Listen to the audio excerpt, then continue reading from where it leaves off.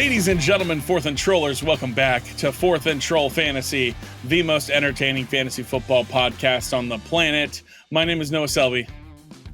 And I'm Wes Selby. And we are back with you. And guys, I don't know if you saw what happened last night, but we had a Thursday night football game going on, and it felt like a football game. What the heck? I mean, this was one that I had written off as, it's just going to be boring. Dallas going to come in, do their thing. All right.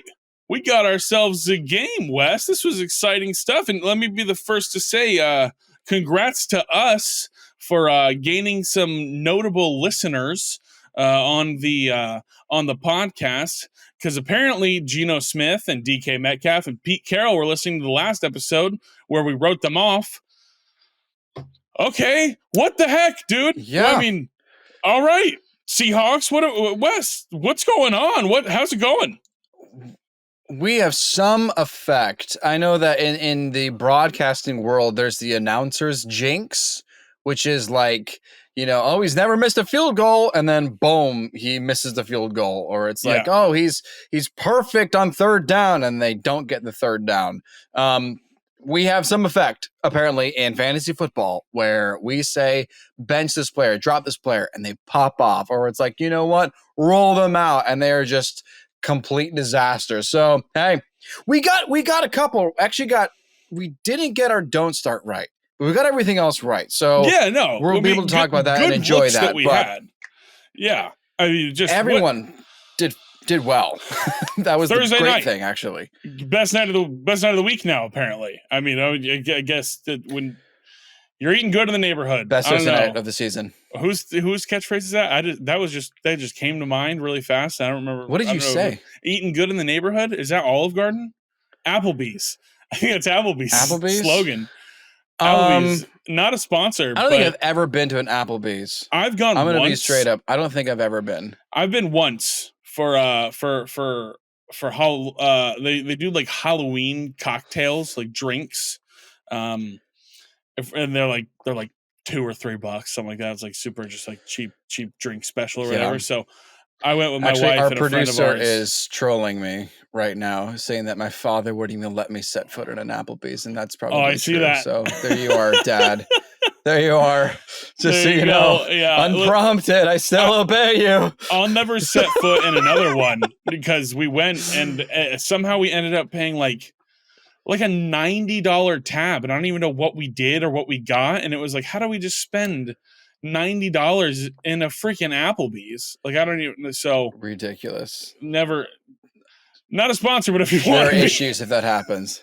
If you want to be a sponsor, listen, if you want to be a sponsor and pay us to love you, then yeah. I mean, you pay back Noah's tab. People join fraternities and sororities all the time. That's pretty much the same thing. So there you go. Listen, we got a great episode for you guys today. It's going to be a fun time. Thursday Night Football recap, studs and duds. Looking forward to week 12 with you. We got a little bit of news to talk about, but before we do that, make sure you're following us on all our socials. You see them on the screen below us. And if you're listening on audio, it's at Fourth and Troll, and on Facebook at Fourth and Troll Fantasy. Always dropping good content for you there, always giving you the information you need to know. So make sure you're following us there, and we will continue to do that for the rest of the season, especially as we are approaching the fantasy football playoffs. And since we're doing that, Wes, let's talk about some news. There's some things to talk about, some potential league winners emerging, maybe. And what's going on, Wes?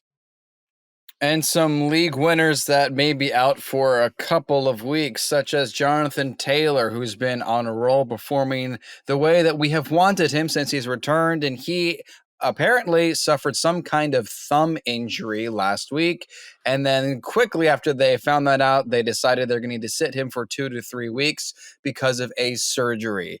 Guess who's back as the RB1 in Indianapolis? That's going to be Zach Moss. If you have held on to him this whole time, you are in for a success, might I say. I've held on to him in the Chillers League for whatever reason. I'm very grateful. I dropped in a few. I'm not grateful for that. Anyway, but that's the update there in Indianapolis. Okay, Justin Jefferson, the man, he was activated off of injured reserve on Tuesday.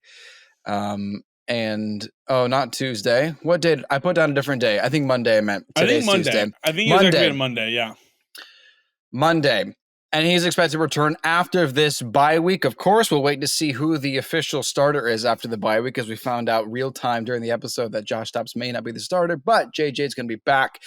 Baker Mayfield has made significant progress from his ankle injury. He is again expected to start on Sunday. Dalton Schultz has not been at practice for a lot of this week. He is in jeopardy of missing this week's game. Some of you also may have heard that Tank Dell missed some practices, but he did return yesterday, so things are looking okay for his return. Speaking of returns, Aaron Rodgers is back at practice, and the 21-day window has opened up for the Jets quarterback. He is still trying to return this season. Yeah, really? And I didn't see a single thing about this. Is this real news? Oh yeah, you didn't hear about this? Oh yeah. No, I didn't see a single thing on my social media at all. Wow, brand new information. Yeah, gotta love it. Yeah, I mean, I heard it from my neighbor. Cool. As a trusted source. Yeah, otherwise, nobody talks about Aaron Rodgers. Never. Very under the radar. We dig deep for this research. He's still trying to play this season for whatever reason. Let's just all assume he's not going to play, because what's the point? Yeah, I mean, I understand. I really don't get the point. If I'm being honest, they're not playing for a playoff spot. He's at risk of, like, if he pops it again, his career's done. So I don't really know. I don't know what he's trying to do here. This trash. Feels weird. I don't know. I don't understand. Maybe he just wants to give Jets fans some kind of hope. Like, hey, maybe you get to see Rodgers for a couple of games. You can buy into everything that it was supposed to be. But, they're sad. That's a sad story. Yeah. I feel bad for Jets fans. Anyway, hey, the Cardinals released Zach Ertz. It was a mutual agreement because he requested to be released, because he has the intention of playing for a, quote, contender. We'll see where he does end up, if anyone does choose to sign him before the regular season is over, because that affects us in fantasy. But, of course, Trey McBride will be the starter as long as he is healthy. I know he has a questionable tag, but he seems to be okay right now. Travis Etienne has a questionable tag right now. He's been dealing with a chest injury, and he has missed practice this week. D'Ernest Johnson would presumably fill in as the RB1 for Etienne if he does miss time. Noah and I were texting and laughing because we both scrambled to get D'Ernest Johnson at the same time in all the leagues. Got a 50-50 split. We'll see if it pays off in the end. It's an interesting scenario here because the Jaguars play on Monday night. So if you're a Travis Etienne owner, definitely go grab D'Ernest Johnson. If you're desperate because of bye week fill-ins, you're taking a risk here. And this is us. This is both you and I, Wes, I believe, taking risks here, because there's a chance, because they play Monday, Travis Etienne could come back and practice Friday and Saturday, and then it's like, okay, he's good. But let's hope we hear something by Saturday night or Sunday morning, because you want to be able to slot him in if possible. If not, you're going to be in a tough spot, because if you choose to put him in over somebody else, you're risking playing a backup running back who, granted, has scored like 6 or 7 points each last couple weeks, but definitely not maybe what you're aiming for. So keep an eye on that for everybody. It's a tough situation, but yeah, both you and I were like, oh, ETM is practice again. All right, boom, let's go. All right, so get him wherever I can, and it was just wherever I got him, I got him. But just as you said, especially this being the second to last week of the regular season for fantasy, we need to make these last minute moves to try to win. So, like Noah said, keep an eye on that. Play your flex roster spot well if you want to try to use D'Ernest Johnson in that way. Last couple pieces of news here. Devon Achane has been a limited participant in practice this week. He could still play, but as of now, we don't know if McDaniel is intending to roll him out or to what kind of degree, snap count, if there's going to be any kind of degree of how much he lets him loose. We'll see what that looks like. We've all been waiting for a big return since his incredible emergence. Keenan Allen missed 2 practices this week with a quad injury, and he is going to be questionable for this upcoming game. Last but not least, just something to pay attention to. It's some defensive news, but it does kind of affect people that do have defenses or are playing against the Bills defense. We found out yesterday that Dallas PD has confirmed to the NFL media that Bills linebacker Von Miller has an arrest warrant issued for him for assault on a pregnant person. The alleged incident took place Wednesday morning at his girlfriend's residence. The victim was not transported to a hospital, but was treated for. His bail was immediately paid off, and he did turn himself in. But as of now, we don't have any updates on whether or not he will be punished by the Bills or the NFL. That's it for the news. Now, let's jump into Thursday night and what turned out to be a really good game. Yeah, I mean, we mentioned it already a little bit, but the curse might be broken. I mean, I don't know. I mean, we do get Steelers Patriots next week, so we got 1 week of, oh man, I just realized I was like, oh yeah, the streak's broken, man. And now it's like, come on, we get Who Bailey knows? Zappi and Kenny Pickett, and I don't know. Go Ramondre Stevenson. That's all. That's what Pickett's better without Matt Canada. I'll say that though. Apparently, yeah, the whole offense is better. There you go. Listen, it was a fun game. I enjoyed watching Thursday Night Football this week. It was just something we have not been able to say. It was a close game, high scoring. You know, we've come into many Thursday night games and been like, this will be a shootout, and then it isn't, and we get real sad. And this one was a shootout, and it went back and forth, lead changes. It was a great game. I'm willing to say it. It was a great game on Thursday night. Cowboys come out victorious. And now we'll break it down a little bit, starting out with our must starts, risky starts, and don't starts. If you didn't see Tuesday's episode, we tripled down on our must starts, risky starts, and don't starts. All three players we agreed upon, which is fun stuff there. Starting out with a must start being Brandon Cooks. 16.5 fantasy points on Thursday Night Football under the lights. And again, Wes, we sit here and we sat there on Tuesday and we went, he's doing it. Somehow he just keeps on doing it, and he does it. 16.5 points on 4 targets. We saw the 10 target game and we were like, oh wow, I don't know if we trust it. Those targets are a lot. I don't know if we'll see those again. And it doesn't matter. It doesn't matter if we saw it again. He's getting 4 targets. I texted you just right after he scored his touchdown and said, man, I love being right. That's really cool. And then he got one more target the rest of the game, and it was like, okay, I mean, I guess we did enough here, but 16.5, you're not disappointed in starting Brandon Cooks for that. So, I mean, the only thing I hope doesn't happen is I don't want anything bad to happen to CeeDee Lamb, because Brandon Cooks is not a wide receiver 1. Yeah, I don't know if he can see the number 1 coverage and be there. Yeah. No, he's not. He needs to be wide receiver 2. So as long as CeeDee Lamb continues to do what he did last night, you can keep rolling out Cooks. But and I mean, I think they'll continue. It's absurd, but I think they'll continue to be in games like this. Their schedule down the stretch is pretty challenging. It's going to be games where they're going to need to be scoring on offense. The Dallas offense is insane. It's been still good. They're still good. Over 35 points for 5 straight weeks or something like that. It's just something ridiculous like that, and they're just so unbelievably good. They look great. And Brandon Cooks, albeit 4 targets, but he catches all of them and scores a touchdown on them. So there you go, 16.5. Risky start for us, Wes, was Zach Charbonnet. Bit of a coming out game, it felt like. Unfortunately cut short due to a knee injury. Hopefully we'll get some more news on that. I haven't seen anything yet.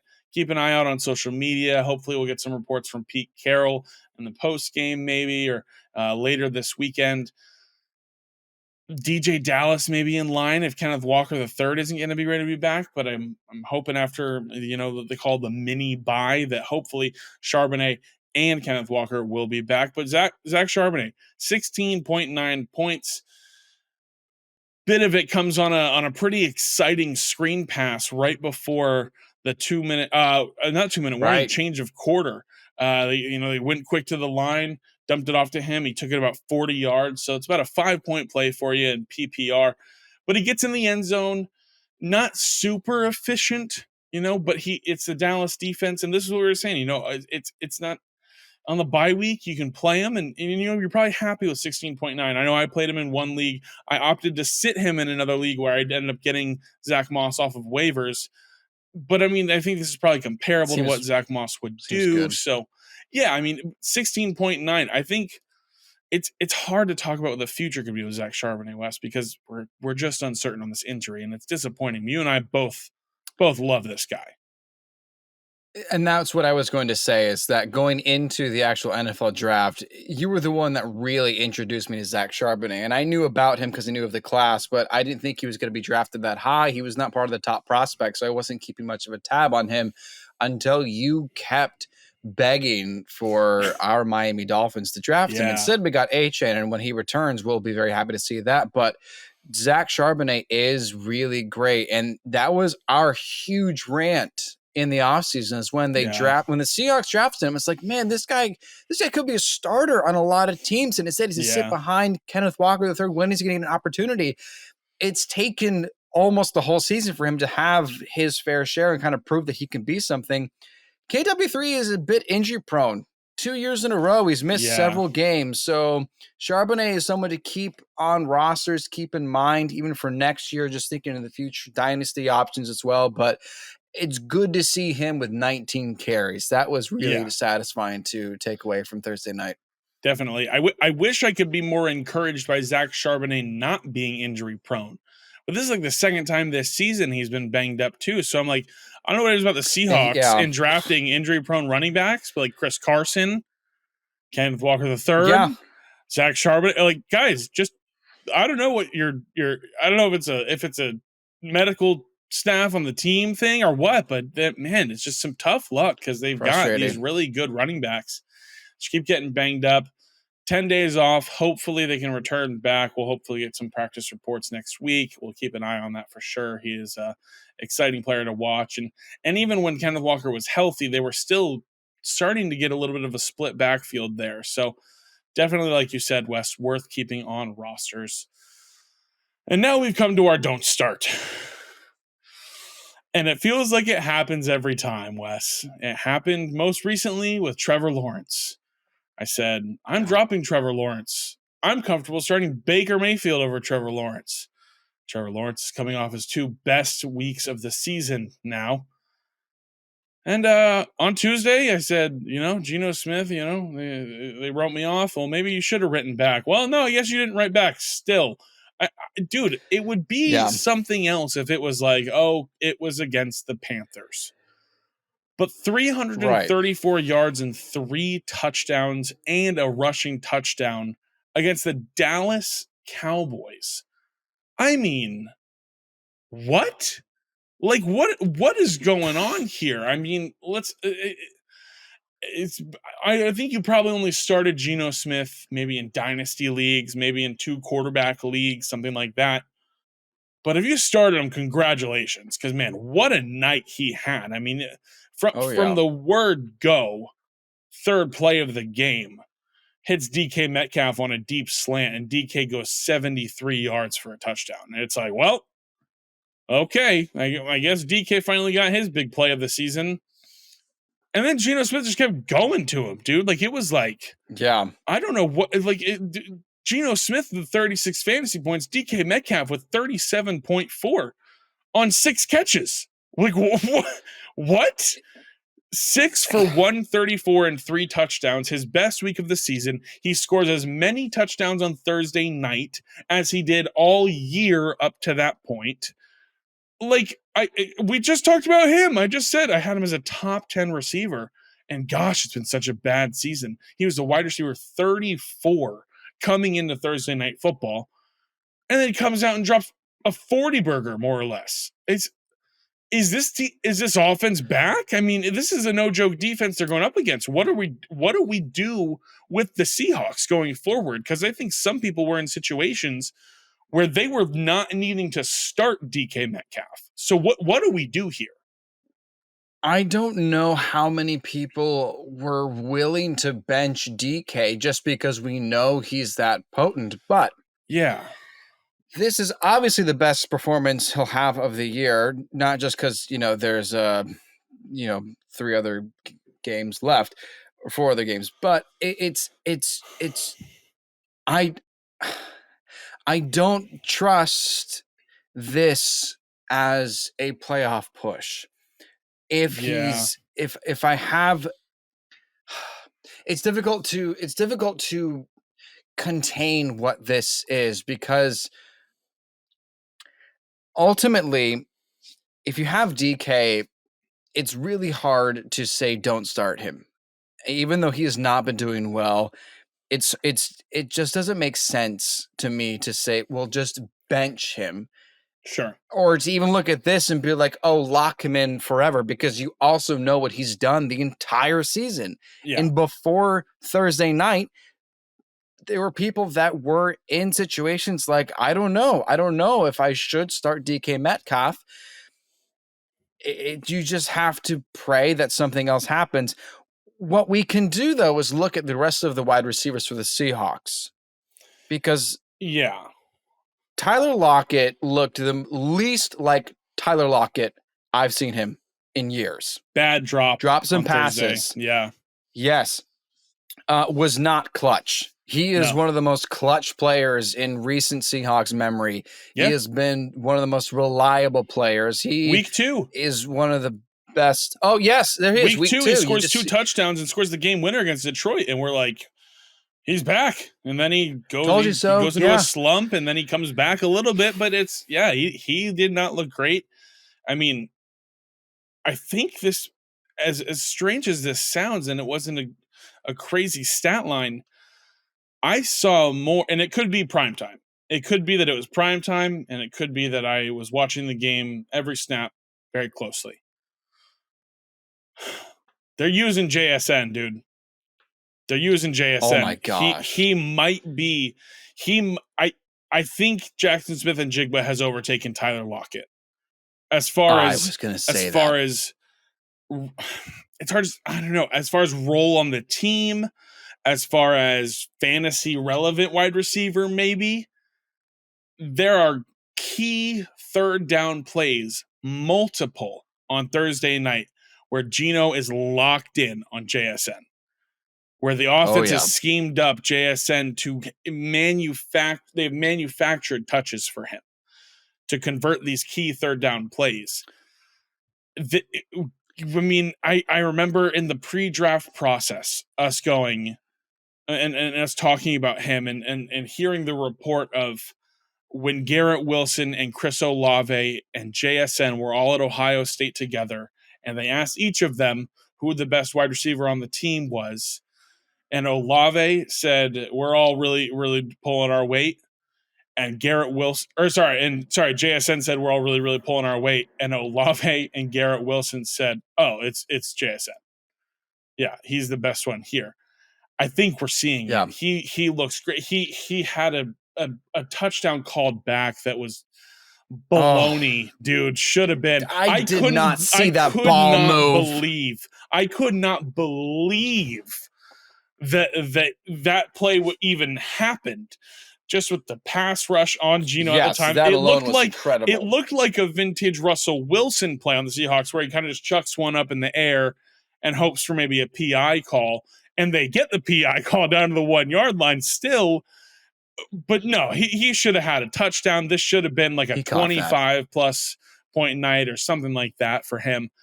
It seems as though that it's going to go, it's still going to be, I still got to give him his flowers. Obviously, after a night like this, it's still going to be DK Metcalf. But right below him is going to be JSN. And I think we're seeing that. And that's what the Seattle Seahawks planned for. It's not that Tyler Lockett has maybe taken a step back or fallen off. It's just, hey, we got this opportunity to bring in this really talented guy. And they trust him, man. It's exciting stuff. I mean, Dynasty JSN owners, you're really feeling really good. But this was a game in which I think we both saw, Wes. It is a shifting of the tide for the Seahawks wide receiver room, I think, going forward. Is that fair to say?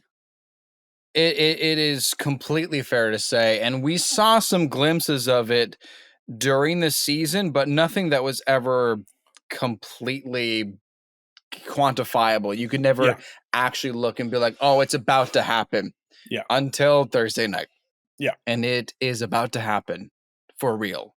And I was just checking to see how much he's rostered in leagues, and it's 74%. So there's a slim chance that he could be available, and he would obviously be the waiver wire out of the week if he is available. But this guy, he might be a playoff winner.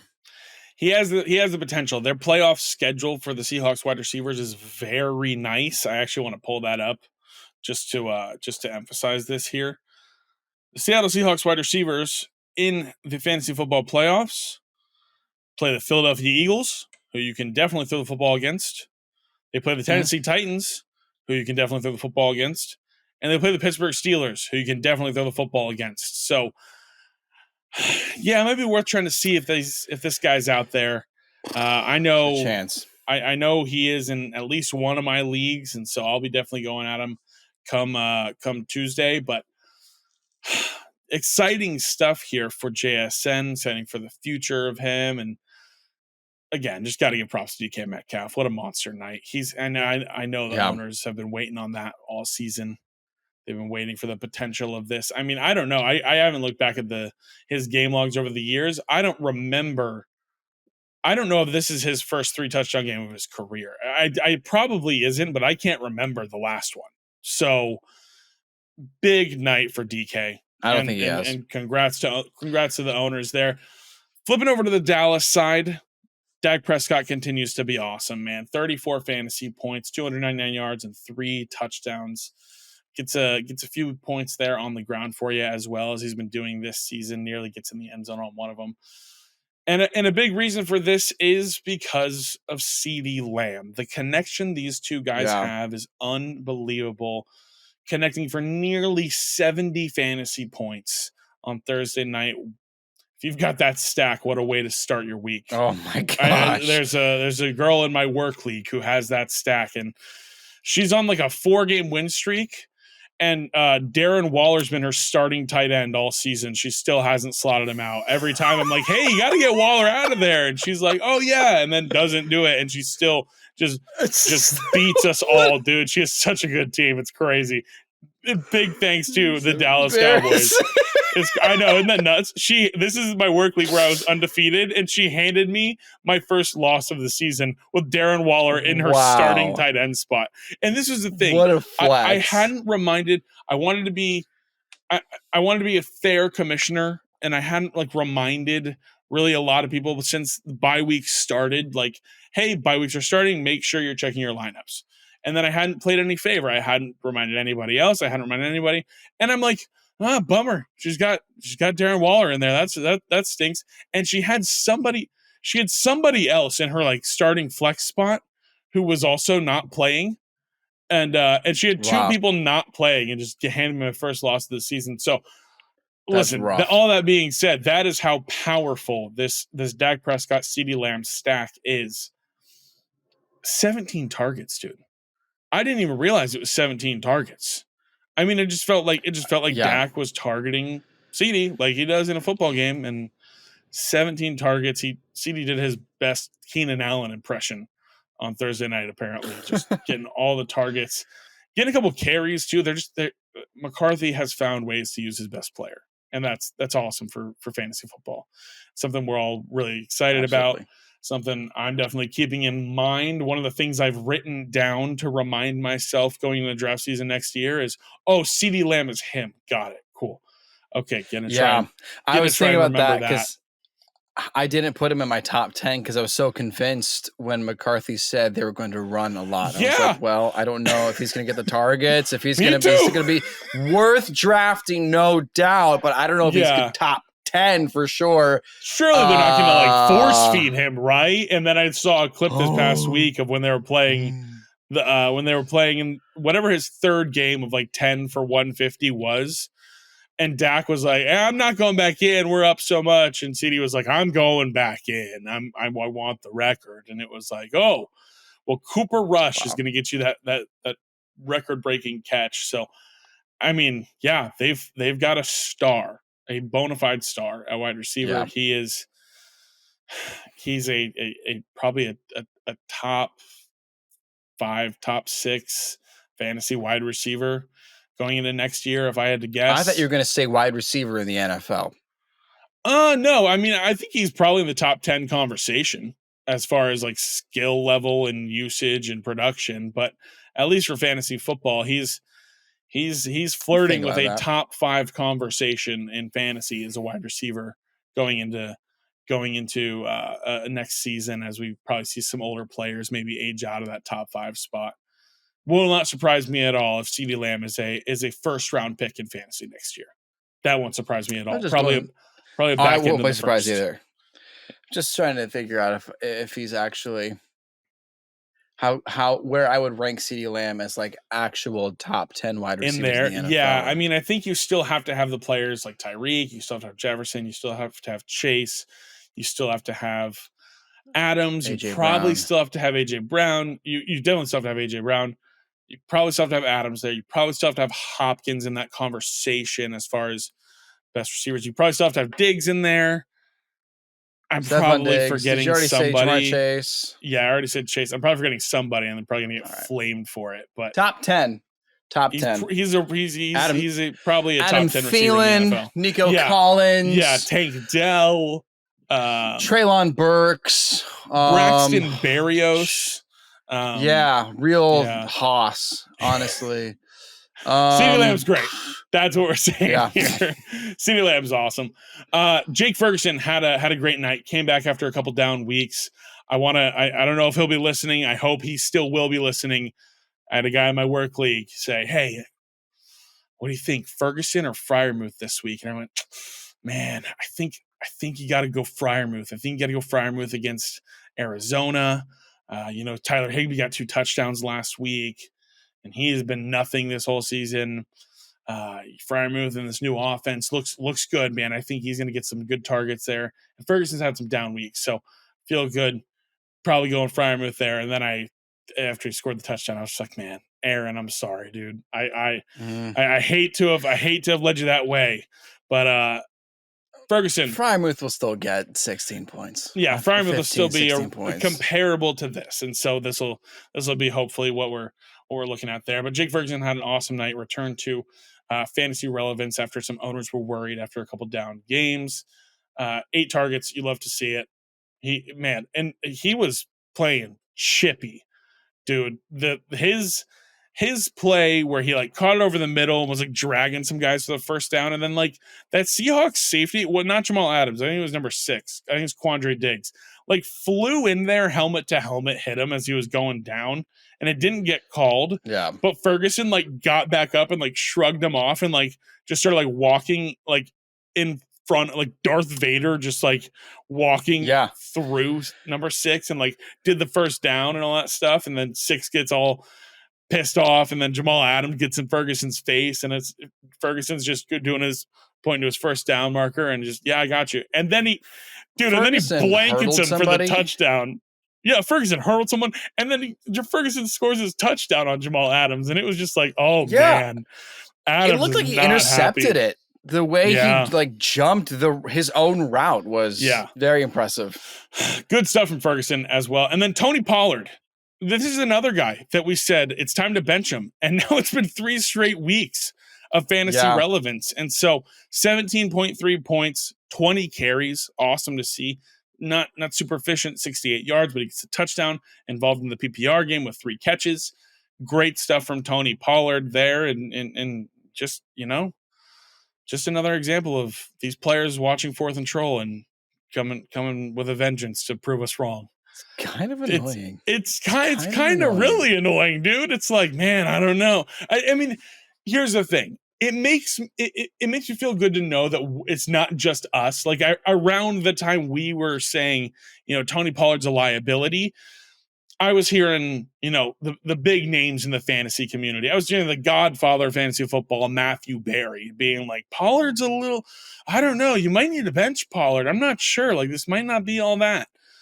And now Pollard's proven everybody wrong. So listen, 17.3, you keep rolling him out. He's a big part of the offense, and they got big games coming up down the stretch.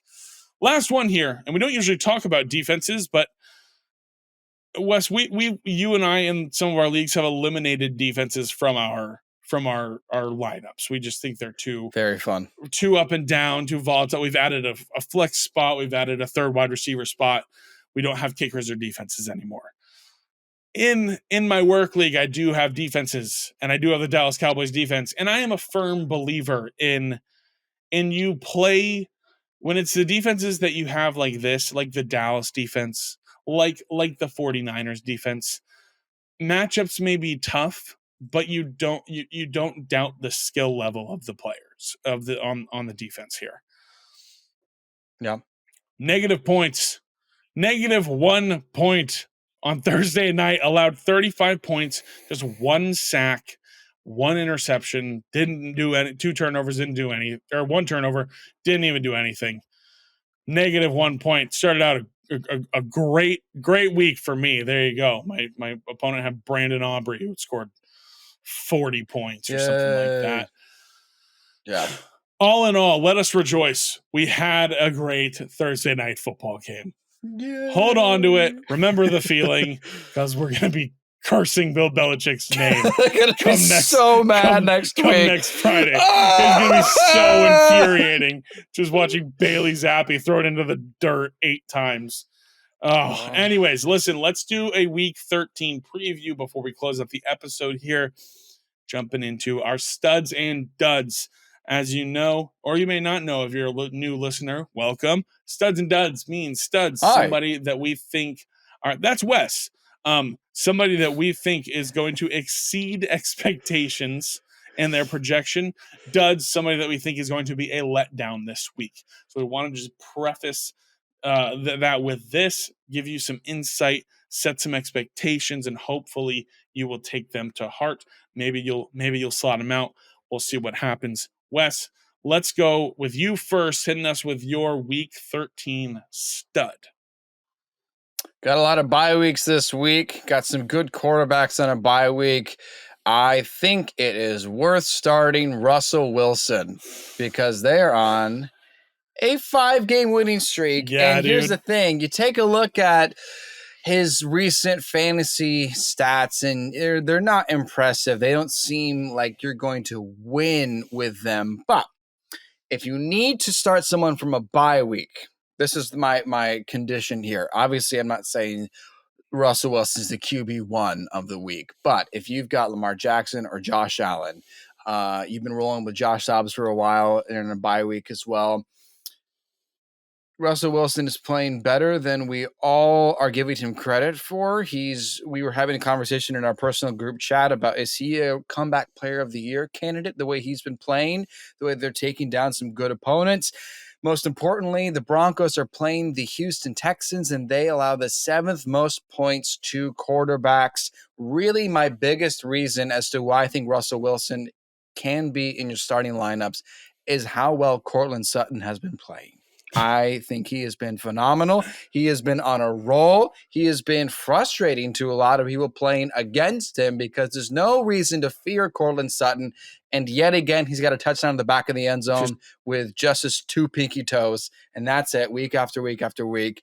I feel good about Russell Wilson in place of some of your starting quarterbacks if you want to still make that playoff. You want to make your playoff push. If you need to make that playoff push or just keep your good seeding, Russell Wilson is my stud for this week.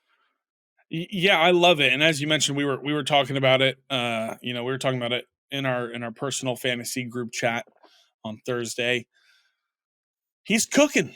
Russ is cooking. I don't know what more to say. He do be cooking, though. Dude, on like one drive last week against Cleveland, they ran like 3 read options in a row, and he pulled it every time and was like, I'm gonna take off running, dude. The rushing upside could be there as well.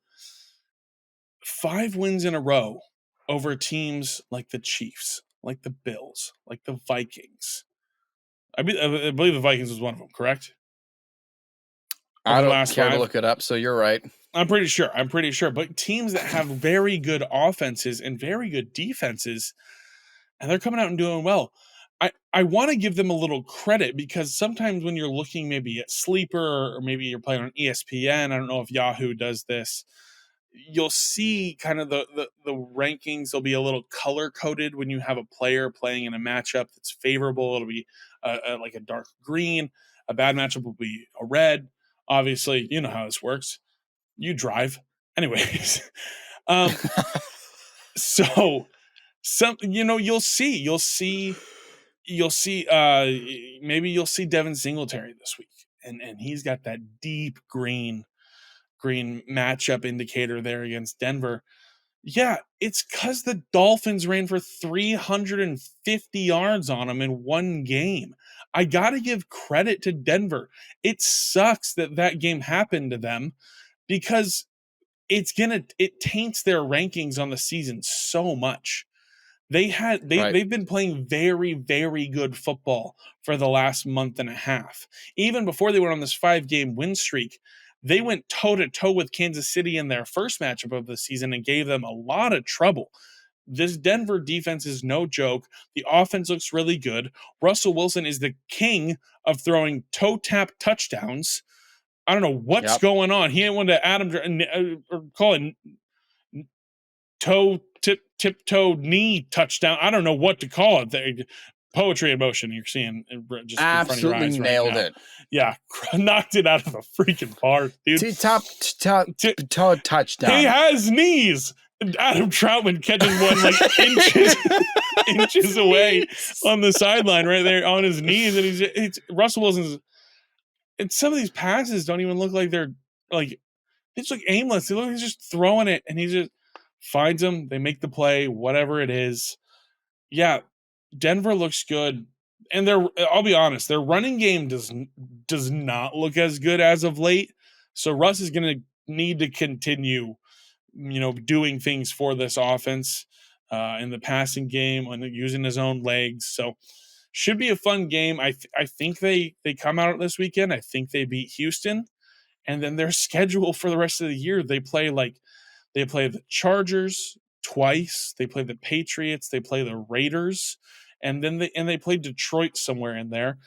And honestly, I think they could win every single one of those games. I think Denver's a playoff team. It's crazy. I think Denver makes it more than I think Buffalo comes back in a surge and makes it. Seriously, this Denver team is awesome. Russell Wilson, fantastic stud candidate for week 13, Wes. Was this your stud or mine? You just I don't know, dude. I got so you're loving this Russell Wilson. It was your stud, but you got me hyped up on him, man. I mean, it's exciting stuff. We were talking about him. We talked about him on Thursday. It's exciting to be able to have the conversation. Hopefully the trollers are listening to us, man, because you nailed it. Russell Wilson is absolutely beautiful. A stud for week 13. Who's your real stud? Yeah, now that I've gone through that, I'm going to stick at the quarterback position because you might be in leagues where there were people like me who dropped Trevor Lawrence, and maybe they thought 1 week was just it was a 1 week wonder. They weren't going to trust it, and then he did it again. And I believe he's going to do it for a third time. Trevor Lawrence is my week 13 stud. He's coming off his 2 best weeks of the season. The Bengals have allowed 18 or more fantasy points to 4 of their last 5 quarterbacks that they faced, and the only one they didn't was Kenny Pickett, so that's not shocking. But what is shocking is that the Bengals just allowed 400-plus yards to the Steelers for the first time in over 50 games, and that was a Kenny Pickett-led offense, and that was not great. So I think Trevor Lawrence has a fantastic game on Monday night. I'm going up against him in 2 leagues, and as much as I wanted to be like, no, he's going to suck, I have to just call it like it is, and Trevor Lawrence is gonna light it up on Monday night, and they've got this whole fleet of weapons back for him on this offense. Maybe no Travis Etienne, but maybe they have Dearness Johnson. They give Tank Bigsby a little more run. Those are 2 talented guys and 2 guys who can do the job. I think Trevor Lawrence is going to light it up. I think he's going to hit us with a 3rd straight week of being a top 5 fantasy quarterback this week. It's all full circle now. We're talking about him the way we were going into week one. Even Yeah. after week one, it was like, ooh, this is a sign of what we hoped it would be.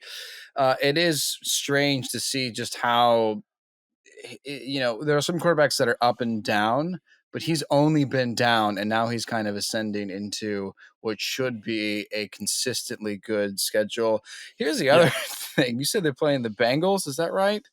Yeah. They're demoralized without Joe Burrow, Dude, the and whole and I team looks think bad.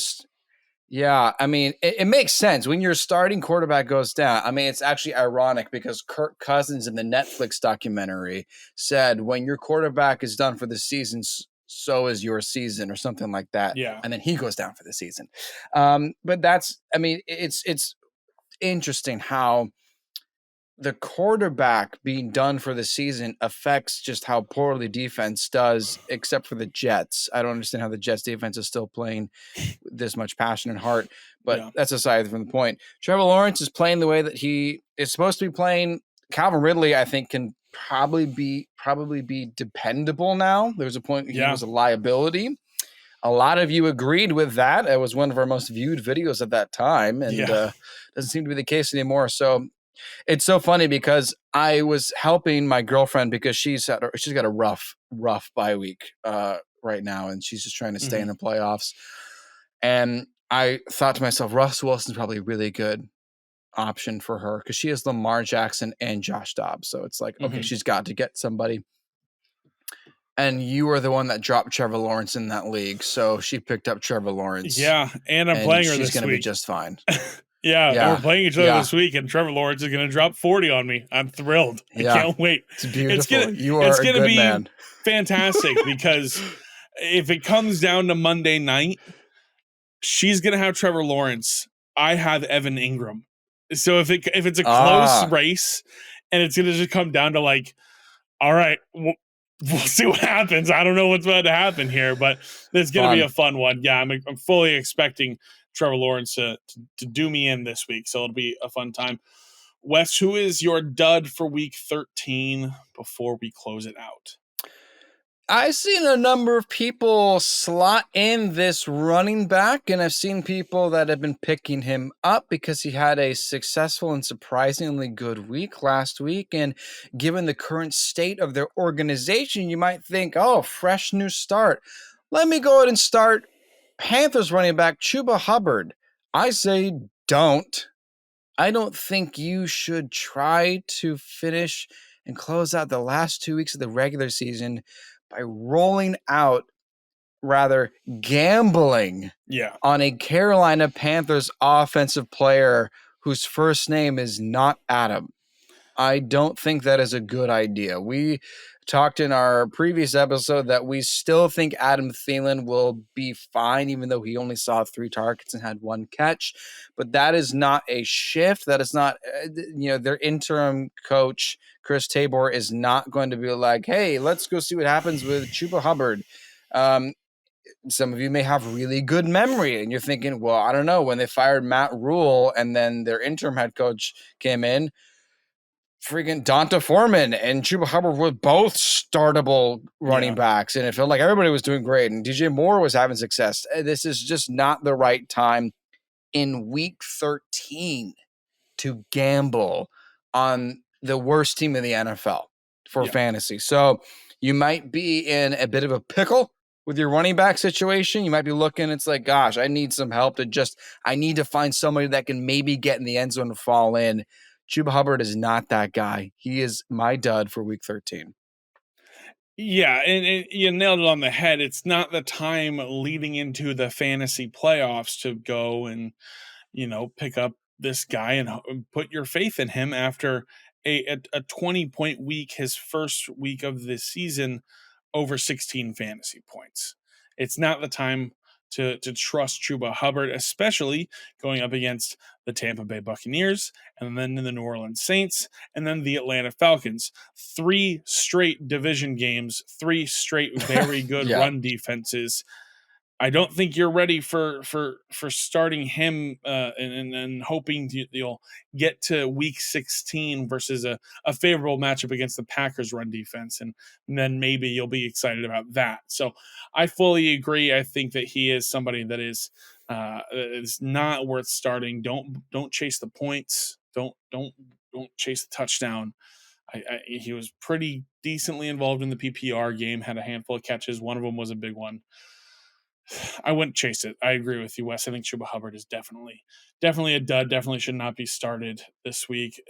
Roster him maybe if you're desperate, but that's somebody that I'm not making any. If you're desperate, or if you just already, I would say if you already have him, you can keep him, but I wouldn't make a move to go get him. Again, it's no offense to Panthers fans, but I'll just reiterate it. This is not the time to gamble on the worst team in the NFL.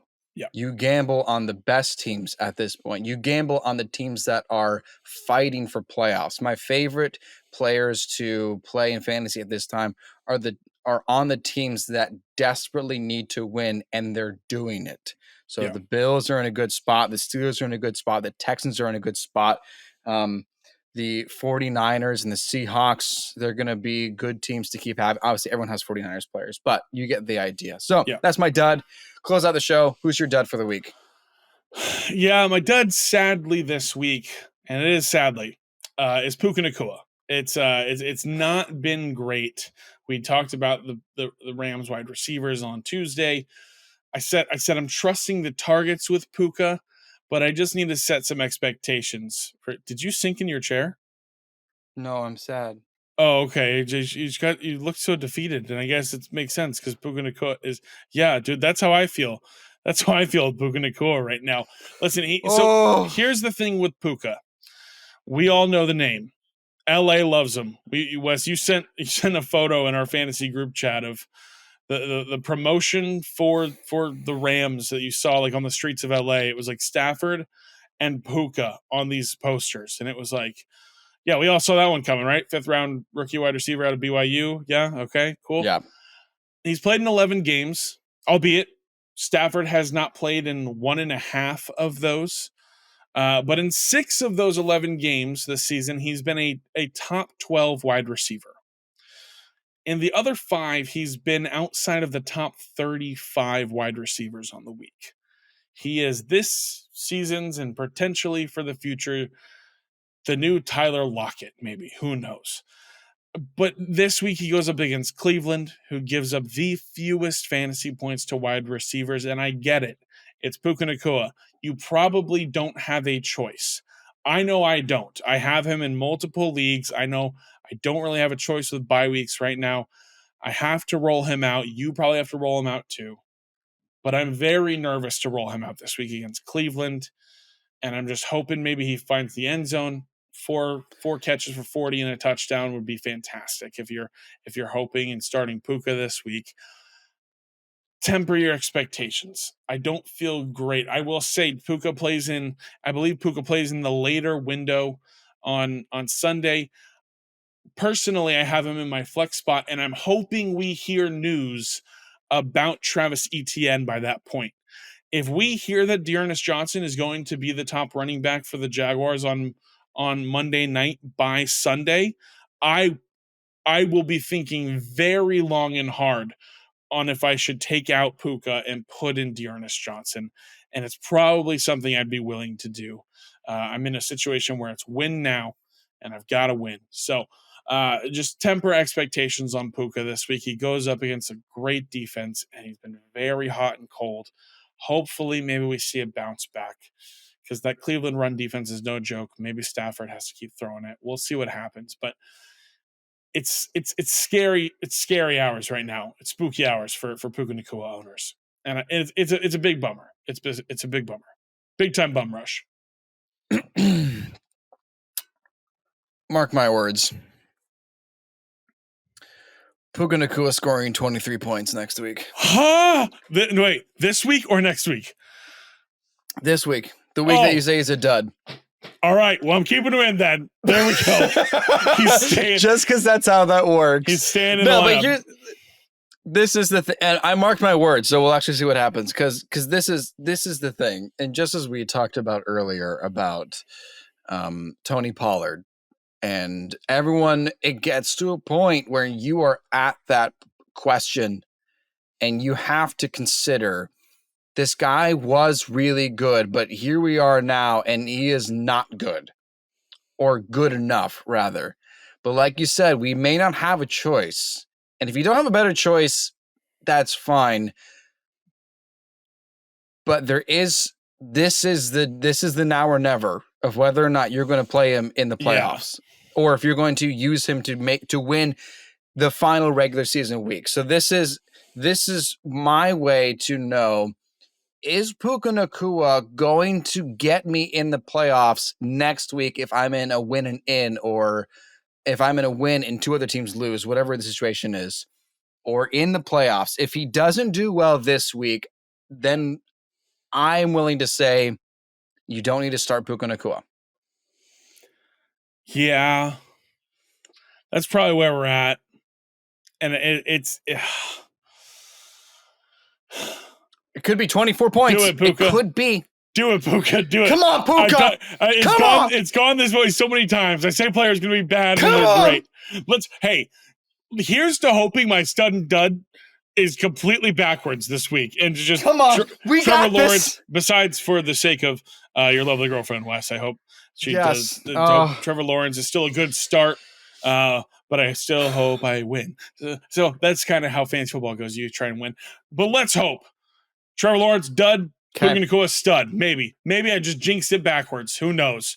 We'll see. So confused. We'll see on Tuesday. I know, I'm so lost right now. Listen, that's going to do it for this episode. Thanks for hanging out with us. Let us know in the comments what you're thinking about Geno Smith, what you're thinking about DK Metcalf, what you're thinking about JSN and Tyler Lockett. What are we doing with the Seahawks offense? Let us know if you're worried about Charbonnet. Let us know all the things, because, man, what a Thursday night we had. And hopefully we'll get another great weekend of games going forward here. Make sure you are following us on all our socials. While you're looking down there, go ahead, like, subscribe, ring that bell. Make Teddy the Troll smile. He loves it when you ring that bell and get those post notifications. So go ahead and ring it, and we will be able to let you know when we're always dropping our new content and getting it out there for you. That's going to do it for this episode. We will talk to you on Tuesday, 1 week away from the fantasy football playoffs. We will see you then. My name is Noah Selby. And I'm Wes Selby. And this has been 4th and Troll Fantasy. 4th and Troll Fantasy is a production of FQ Media and Selby Artistic Workshop.